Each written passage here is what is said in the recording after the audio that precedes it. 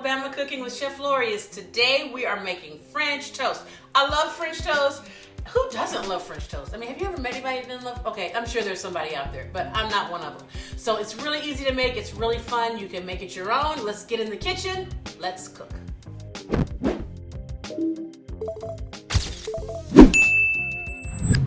So French toast really is a custard dish, okay? So you're gonna start with, I've cracked 4 eggs and put them in here.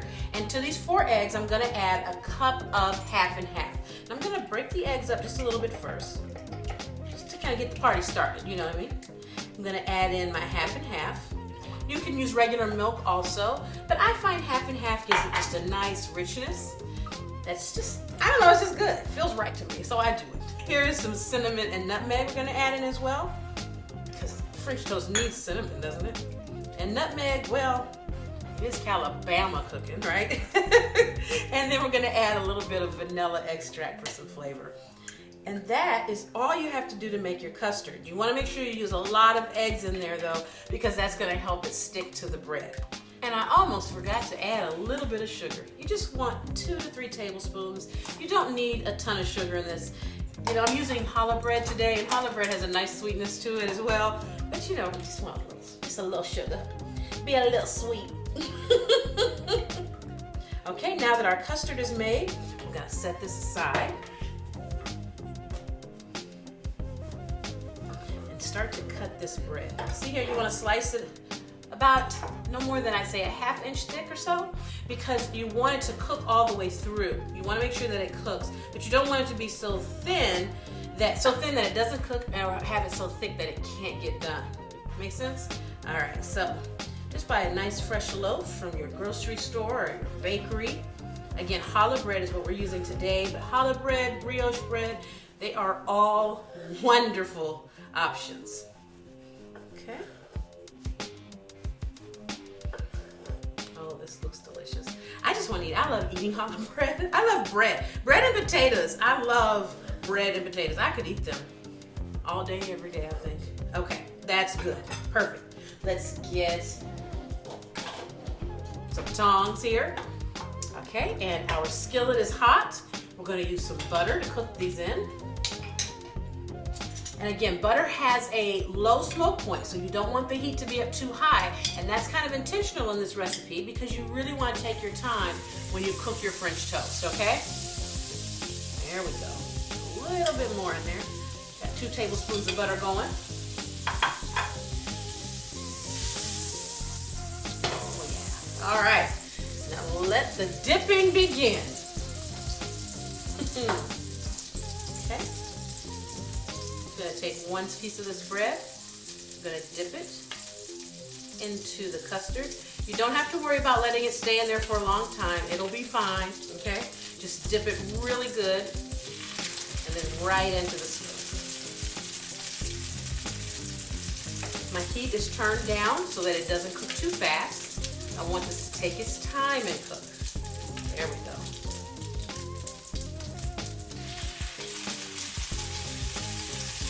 I think we can get 1 more little piece in there. Dip. Submerge it very good. And there we go. Oh, it smells so good, you guys. I wish you were here to smell it. I say that every time because every time it's true. I wish you were here to smell it. This is like a Saturday morning, you know, or a Sunday morning. You can have brunch with the family or just, I don't know, anything. You can have French toast for dinner. I think that's what we're going to do tonight. I don't know, maybe. This looks so good. It smells even better. Let's take a peek.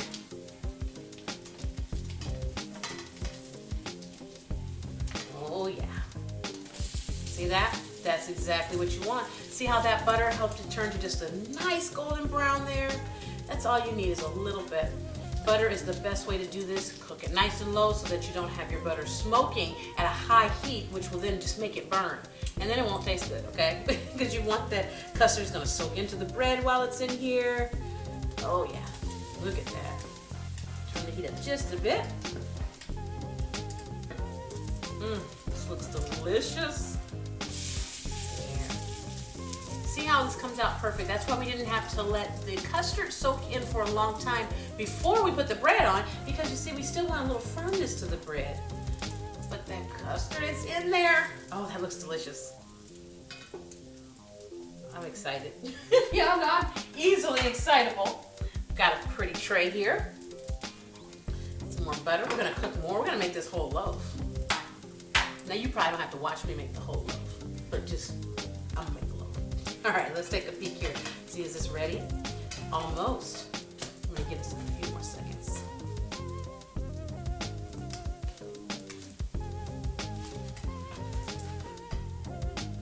Take these off, put them right here on our platter. We'll make that pretty in a second. Well, guys, our French toast is done, and voila! Is that not beautiful? That's how French toast is supposed to look. Okay, now we are going to go at it with some homemade syrup here, and there is a video on how to make this wonderful homemade syrup. This is a maple rum syrup. Look at that. This tastes better than anything you get at the store, and I'm telling you, you start making this stuff at home, this French toast and this homemade syrup, you will be unstoppable. Oh. You know, the truth is I want to keep going with the syrup because that's how we really do eat it, amen? But I'm going to be good and I'm going to stop. Look at that, guys. Oh. And then I'm going to take just a little bit of powdered sugar here. Go down on the top. Oh, there you go. It is time for brunch, breakfast for dinner, breakfast for all of that. It's time for it. This looks delicious. I'm going to be a little uncouth here because I can, and you all love me anyway. And I'm just going to go in here and sneak a little piece right here. Okay, I'm not going to tell anybody I did it. Just this one little piece.